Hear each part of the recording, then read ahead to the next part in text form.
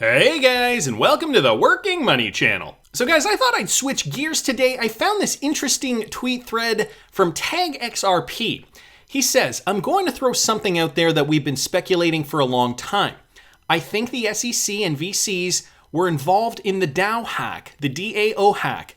The DAO hack, in my opinion, makes the Ethereum whale purchases look like nothing, and I think the SEC was involved in both. So, a purely speculative thread, but it would have an impact on the Ripple SEC case if indeed the SEC was implicated in this fraud. So this thread jam-packed with evidence here that I'm going to get into. And first, if you guys don't know what that is, I'm going to give you guys a bit of a briefer here. Understanding the DAO hack, blockchain strategist David Siegel gives a step-by-step overview of the attack on the DAO for journalists and media members. So this, I believe, was written back in, 2016, so a while ago. Here are the basics. The Ethereum network is a network of computers all running on the Ethereum blockchain, as we know. Currently the most second valuable cryptocurrency behind Bitcoin. Ethereum also allows people to write and put on the network smart contracts, general purpose code that executes on every computer in the network. So just giving us a basic idea of Ethereum, for those of you guys who do not know how Ethereum works, a DAO is a decentralized autonomous organization. Its goal is to codify the rules and decision-making apparatus of an organization, eliminating the need for documents and people in governing, creating a structure with decentralized control. And so here is how it works. In essence, a group of people writes a smart contract or programs that will run the organization.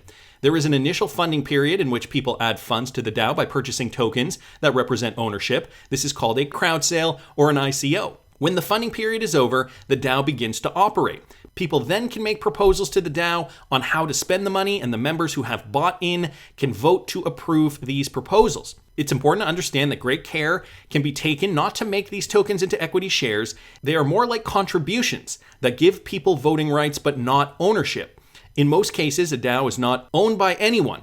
It's just software running on the Ethereum network. The very first DAO is Bitcoin itself, which is governed by consensus among its core team and its mining network. All other DAOs have been launched on the Ethereum platform. The DAO is the name of a particular DAO, conceived of and programmed by the team behind German startup Slockit, or Slock.it, a company building smart locks and let people share their things like cars, boats, apartments in a decentralized version of Airbnb. So just to kind of give you guys a sense of the real world application on that. So we can see there was a funding period, and it was popular over a period of time, raising over $100 million by May 15th. It was the largest crowdfunding in history, having raised over $150 million for more than 11,000 enthusiastic members. The DAO raised far more money than its creators had expected. But then there were some concerns that the code was vulnerable to attack. Once the crowd sale was over, there was much discussion of first addressing the vulnerabilities before starting to fund proposals. In particular, Stephen Tual, one of the DAO's creators, announced that on June 12th, that a recursive call bug had been found in the software, but that no DAO funds were at risk. At the time, more than 50 project proposals were waiting for the DAO's token holders to vote on them. So it's important to reiterate that the Ethereum network has no such bugs and has been working perfectly the entire time, at least as of this time. All network systems are vulnerable to various kinds of attacks. The Ethereum network, which supports, depending on the price, around $1 billion worth of Ether, has not been hacked and is continuously executing many other smart contracts. So we can see the connection here, guys, with the DAO and Ethereum. I'm just going to skip down here. The DAO attack, or rather the DAO hack. Unfortunately, while programmers were working on fixing this and other problems, an unknown attacker began using this approach to start draining the DAO of Ether collected from the sale of its tokens. By June 18th, the attacker managed to drain more than 3.6 million Ether into a child DAO that was the same structure as the DAO. The price of Ether dropped at that time from over $20 to under $13. Several people made attempts to split the DAO to prevent more Ether from being taken, but they couldn't get votes necessary in such a short time. Because the designers didn't expect this much money, all the Ether was in a single address, which was a bad idea, and we believe the attacker stopped voluntarily after hearing about the fork proposal, see below.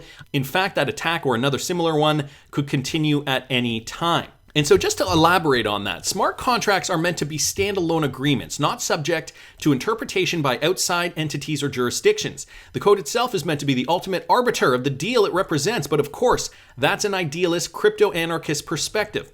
Even before the attack, several lawyers raised concerns that the DAO overstepped its crowdfunding mandate and ran afoul of securities laws in several countries. Lawyers also pointed to its creators as potentially liable for any problems that had occurred, and several expressed concerns that token holders of the DAO were accepting responsibility they were likely unaware of. The DAO exists in a gray area of law and regulation. Because the child DAO has the same structure, limitations, and vulnerabilities as the parent DAO, the Ether in the newly created child DAO can't be accessed for 28 days, as that is the initial funding period. Everyone can see the Ether in the child DAO. Any attempts to cash it in will trigger alarms and investigations. It could be that the attacker will never get to cash or spend a single Ether of it. It's entirely possible that the attacker had a large short position on Ether at the time of the attack, which he or she cashed out after Ether had been cut roughly in half. The attacker may already have made his money regardless of the Ether sitting in the child DAO. So again, this was all speculation. This was all kind of trying to get down to the bottom of it back in 2016 when that occurred. But there's more to this story, guys, and there's more to this article as well. I will link it in the description if you guys are interested in learning more about this. Tag XRP bringing more information to our attention. He thinks this could have been perpetrated by the SEC, that they could have been actually involved in this, and that maybe it could have actually benefited Ethereum whale purchasers. Let me get into some of this. So he's just screen grabbed a few news articles here. The SEC is careful to apply securities law to DAO specifically. So that's their stance on it. Since DAO is a wisdom of crowd VC fund, the answer is clearly yes. Peter Van Valkenburg of Coin Center, he said the SEC was surprisingly well acquainted and up to speed with the DAO debacle. So a little speculation on how did they know so much about it when it happened, considering how little the SEC seems to know about the cryptocurrency space, or at least lets us on to know.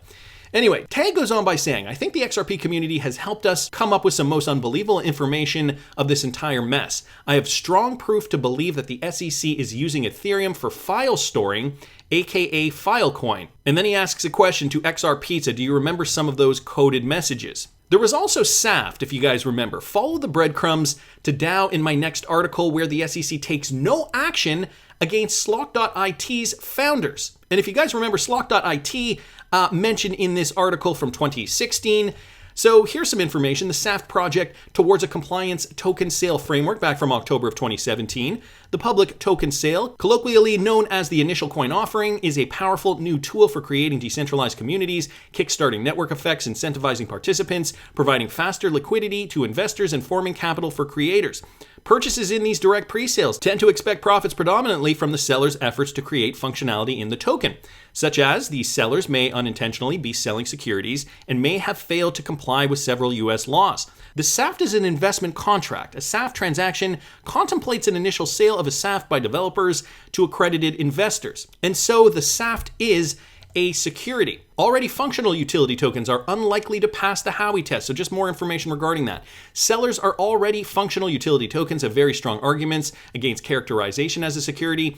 Such tokens rarely satisfy both the expectation of profits and from the efforts of others prongs of the Howey test. So to be sure, gold, silver, and sugar are different from tokens in important ways. For example, in the case of a token sale, so just giving an example, the seller may continue to improve the network and the secondary market price of the token may appreciate as a result. This characteristic is not shared by precious metals or sugar, for example. So should utility tokens really be treated similarly?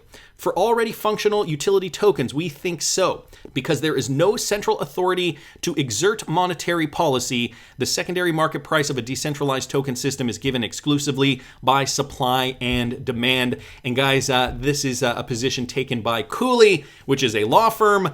Going on here, the SEC's position. The SEC has not yet publicly spoken about utility tokens. However, on July 25th, 2017, the SEC issued an investigative report on the application of the federal securities laws to the Decentralized Autonomous Organization, or DAO, and the Blockchain Token Association with it, DAO Token. It marked the SEC's first official pronouncement on token sales.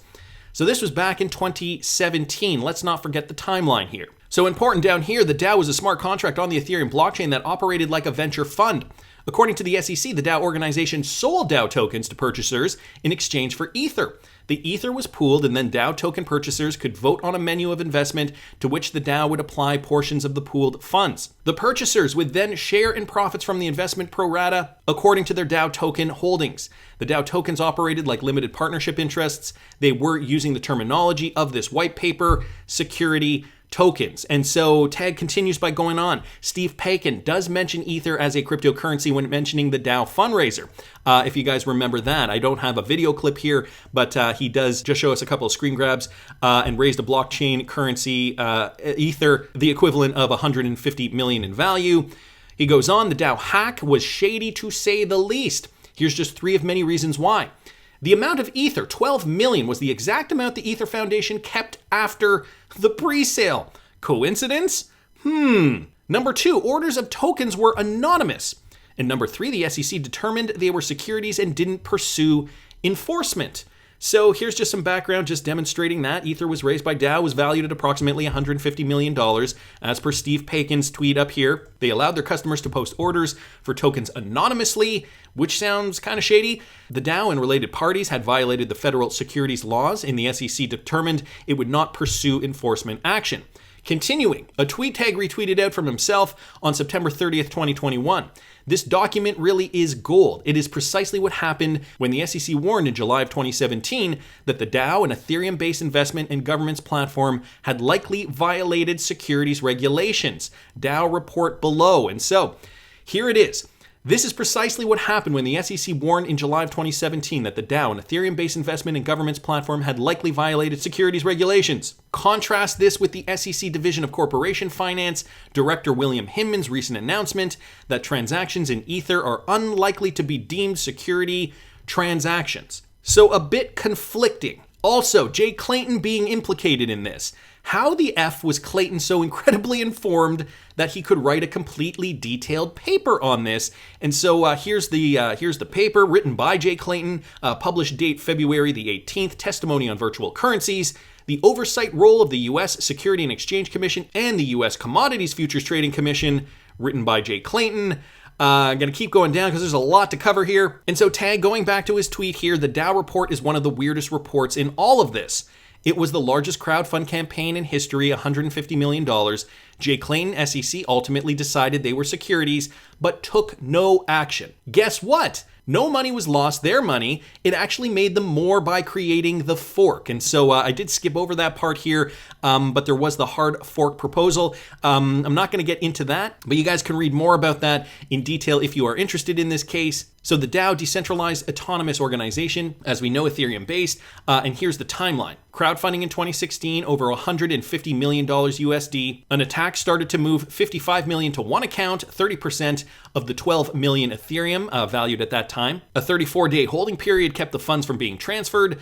And then on this date here, July 20th, 2016, at block 1,920,000, there was a hard fork to reverse the theft, approved by a majority of the accounts in DAO's network. Good news, thanks to the fork, no one lost their money. The bad news, thanks to the fork, there are now 2 Ethereums, Ethereum and ETC, which is now Ethereum Classic. So that's a new piece of information. I did not know that Ethereum Classic was born out of that. Anyway, to continue, Tag tweeted this out on January 4th. The DAO hack had to have been done from the inside. The line of code that was vulnerable was 666. They not only didn't lose any money, they made more off of Ethereum Classic sales. And how could it be that just coincidentally the line of code that was vulnerable happened to have been 666? A clever little joke, perhaps put in there by one of the developers. Anyway, going on, check this out. 30,000 Bitcoin from the Ethereum presale was controlled by fiduciary members, and they moved to a holdings entity established in Canada that will be gradually converted into DAO. Novogratz blocked me from this, but here's just another piece of information here regarding that. Going to continue down here. Does anyone have access to the full document? It mentions Jay Clayton, DAO, but the page is blurred because I don't have a membership. And so here's just some more information with regards to that Jay Clayton connection. Jay Clayton, of course, at that time, head of the SEC, head chairman of the SEC. Not sure how I missed it down here, but a month before, Gavin walks away from the DAO. That's mighty interesting as well. This has to do with Gavin Wood. DAO creation was too prone to misunderstanding, so I am stepping down. And we tend to see that, right? Founders stepping down when they know that crap is going to hit the fan. So the DAO attack and others help the price of Ethereum. And so just to go back to Satoshi Nakamoto's philosophy about this, lost coins only make everyone else's coins worth slightly more. Think of it as a donation to everyone. So yeah, that's an interesting perspective to take here. Continuing on, have you seen that Vitalik had the ability to halt trading during the highly controversial DAO attack? One of their devs said they can roll back transactions as well. He would know the ins and outs of the DAO. Could he have seen the exploit, gone after it, and support the hard fork?